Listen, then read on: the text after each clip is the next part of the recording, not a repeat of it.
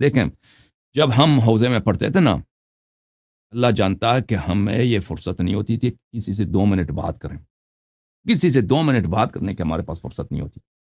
ہم جب مدرسے حجتیہ میں تھے نا، یہ اس کے جو پرنسپل تھے عجیب قسم کا ایک آدمی تھا بہت ہی پاگل. اس کا نام تھا، بہت سارے قوم والے اس کو جانتے ہیں، خیریان. ٹھیک ہے نا.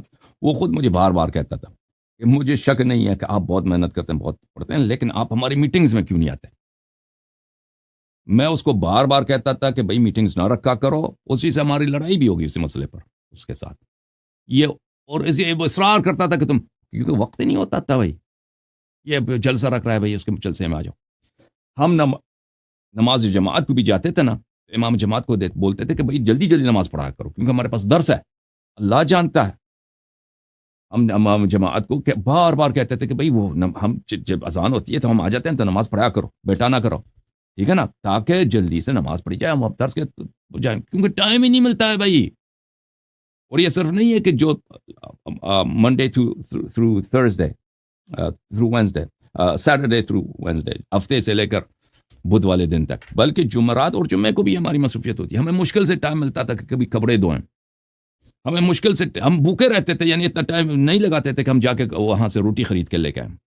کیوں؟ وجہ یہ ہے کہ دروس اتنے زیادہ ہوتے تھے اور ہم اپنے شوق سے محنت کرتے تھے دروس میں. ٹھیک ہے نا، اپنے شوق سے محنت کرتے تھے. یعنی ایک درس کے لیے ہم 5 گھنٹے 6 گھنٹے 7 گھنٹے مطالعہ کرتے تھے ایک درس کے لیے. ہم درس میں جاتے تھے نا، استاد سے زیادہ ہمارا وہ ہوتا تھا، تسلط ہوتا تھا. ایسے اشکال ڈالتے تھے اس کے سامنے، بیچارے استاد پنس جاتے تھے. میں اس زمانے میں، یہ میرے ساتھ میں ایک لڑکا پڑھتا تھا، وہ جانتا ہے، وہ بلتستان گیا، وہاں پہ بڑا عالم دین ہے. اس زمانے میں نیا طالب علم تھا کیونکہ مطالعہ کرنے سے بہت کچھ انسان کے ہاتھ میں آ جاتا ہے. یہ ہم جاتے تھے اس کے درس میں. ٹھیک ہے نا، اتنا نیا بھی نہیں تھا، درمیانے کچھ سال گزر گئے تھے. وہ جوادی عملی تفسیر، وہ 30 سال سے تفسیر پڑھا رہا تھا. 30 سال تو نہیں ہوتا، شاید 20 سال سے پڑھا رہا تھا تفسیر.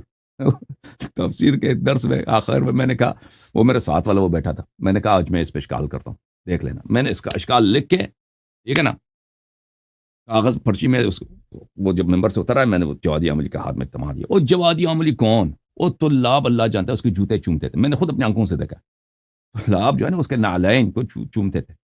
ٹھیک ہے، میں نے اس کے ہاتھ میں دے دی. اگلے دن وہ آیا، میں نے کہا میں نے اس اشکال کر دیا، اب دیکھ لینا میرا اشکال وارد ہے. اس نے آ کے درس کے سے پہلے یا درس کے بعد اس نے بڑی تعریف، میں نے اپنا نام بھی نہیں لکھا تھا اس میں.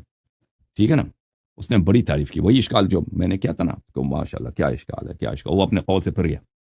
وہ 30 سال وہ کیا تھا، وہ کس کے درس میں گیا تھا؟ تفسیر کے درس میں، محمد حسین طباطبائی کے درس میں گیا تھا. 20 سال سے وہ تفسیر پڑھا رہا تھا خود. الحمدللہ رب العالمین، الحمدللہ رب العالمین. اس نے مان لیا بھائی. ٹھیک ہے نا. تو عرض یہ ہے کہ ہم ایک درس کے لیے کئی گھنٹے بیٹھتے تھے، محنت کرتے تھے. ہم جو پنجشنبے جمعہ جو ہوتا ہے، جمعرات جمعہ کو نہیں، یہ فضول کاموں میں نہیں لگاتے تھے. درس پڑھتے تھے بھائی، بیٹھتے تھے بھائی، مطالعہ کرتے تھے رات کے 2 بجے تک. بعض دفعہ یہ ہوتا تھا کہ پوری رات ہم بیٹھ، اللہ جانتا ہے کوئی دفعہ اتنا ہوا ہے کہ ہم یعنی نماز مغرب عشاء پڑھ کے بیٹھے ہیں کتابوں پر، صبح اذان ہو گئی تو اسی اذان کے ساتھ ہم نے نماز پڑھی ہے. مغرب عشاء کے ساتھ دوبارہ ہم نے فجر کی نماز پڑھی ہے. دوبارہ اذان، دوبارہ وضو تجدید کرنی پڑی ہے. تحقیق میں، مطالعے میں، کتابیں دیکھنے میں، حوالے دیکھنے میں، وہ کہ اور یہ عالم ہے. اچھا،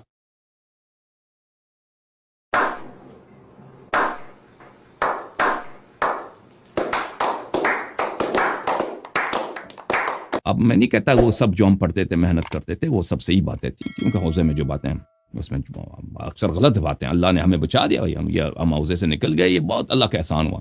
ہم نکل گئے وہاں سے، کیونکہ وہ ہم زیادہ سے زیادہ کیا بنتے ہیں، ہم کوئی کفایہ خارج کے مدرس بن جاتے ہیں نا، وہاں رہتے ہیں. تو عرض یہ ہے کہ یہ لوگ جو سارا دن بیٹھ کر فیس بک پہ کامنٹ لکھتے ہیں، ٹھیک ہے نا بھائی تو پتہ ہے بھائی، تمہیں قرآن تو تمہیں پڑھنا نہیں آتا، حدیث تو تمہیں پڑھنا نہیں آتا، اور بھائی تم پیمفلٹ دیکھ، 2-3 پیمفلٹ تم نے پڑھی ہے، حوزے میں، وہ ایرانیوں کو بھی انہوں نے اسی کام میں لگا دیا ہے، یہ کیونکہ ایرانیوں کو بخوبی پتہ ہے، ایرانی نظام کو بخوبی پتہ ہے کہ اگر کوئی طلبہ فاضل بنتا ہے، عالم بنتا ہے، محقق، ان کے لیے درد سر ہے۔ ایرانی نظام کو پاکستان میں محققین کی ضرورت نہیں ہے، ان کو گدوں کی ضرورت ہے، یہ یاد رکھیں آپ۔ وہ گدوں سے اپنا کام چلا لیتے ہیں، گدوں سے ان کا کام چلا لینا چلا سکتے ہیں۔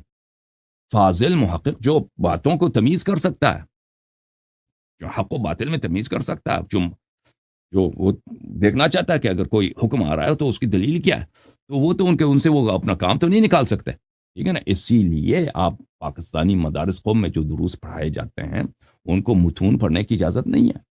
وہ کیا پڑھتے ہیں؟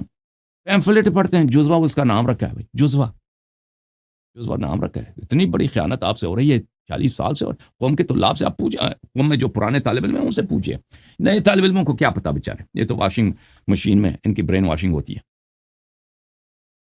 تو عرض یہ ہے، میر داماد ایک بہت بڑے عالم تھے صفویہ کے زمانے میں۔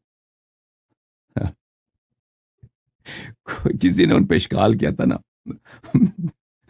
تو اس کے جواب میں میر داماد نے لکھا تھا کہ تیرے لیے کمال یہ ہے کہ تو میری بات کو سمجھ لے، تیرے لیے کمال یہ نہیں ہے، تیرے لیے فضیلت یہ نہیں ہے کہ تو مجھ پہ اشکال کر دے۔ تو اب میں بھی ان بچوں کو کہتا ہوں کہ تم اگر اپنے آپ پہ رحم کرنا چاہتے ہو، تم اگر یہ چاہتے ہو کہ تمہیں کوئی علم مل جائے، تمہیں کچھ بات سمجھ میں آ جائے، تم میری بات کو سمجھ جاؤ، یہ تمہارے لیے بہت بڑی فضیلت ہے۔ ابھی بہت جلدی ہے کہ تم آ کے ہم پہ اشکال کرو۔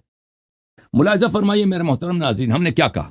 ہم نے کہا تھا کہ احادیث میں یہ بات مذکور نہیں ہے کہ کنویں کا پانی اگر اس کا تغیر لون سے حاصل ہو، یعنی کلر سے حاصل ہو، یعنی نجاست پڑ گئی ہے کنویں میں، یہ نجاست کی وجہ سے کنویں کے پانی کا رنگ بدل گیا، یہ جو ہے یہ سبب ہے، یہ تغیر معتبر ہے، یہ تغیر سبب نجاست کھر ہے۔ ہم نے یہ نہیں کہا تھا، ہم نے یہ کہا تھا، ٹھیک ہے نا، یہ حدیث میں نہیں ہے۔ انہوں نے اس کے مقابلے میں کیا لایا؟ اس کے مقابلے حدیث لے کے آتے ہیں نا، یہ بے وقوف، میں کیا عرض کروں، آپ کہیں گے کہ گالی دی، یہ جاہل بچے فیس بک کی جو مولوی ہیں، قوم کی حالت پہ انسان کو بہت تشویش ہوتی ہے۔ یہی لوگ ابھی سے ان کو ٹریننگ ہو رہی ہے جھوٹ بولنے میں، بدتمیزی کرنے میں، اور اباطیل کو پھیلانے میں، اور اللہ سے ڈرے بغیر، خوف کیے بغیر جو جھوٹ بھائی کسی کی بات کو رد کرنے کے لیے۔ اگر کنویں کے پانی کے متعلق میری بات باطل ہوتی نا، میرا جو لیکچر ہے وہ شاید 2 گھنٹے کتنی کیا مجھے یاد نہیں ہے، ابھی ان کے افاضل آ جاتے سامنے، تقریر کرتے کہ اللہ یاری نے جو کہا ہے اس میری بات کو نقل کر کہتے ہیں ان کی بات اس لیے باطل ہے۔ انہوں نے رد تو کوئی نہیں کر سکا نا، کر سکا؟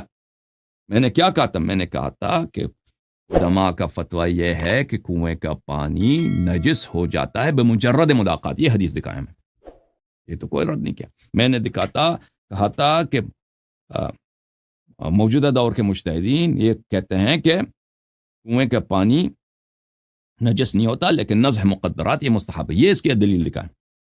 سیستانی نے جو فتویٰ دیا ہے کہ نزح مقدرات سے پہلے پانی کو یوز کرنا یہ مکروہ، اس کی دلیل دکھائیں ہمیں، ٹھیک ہے نا۔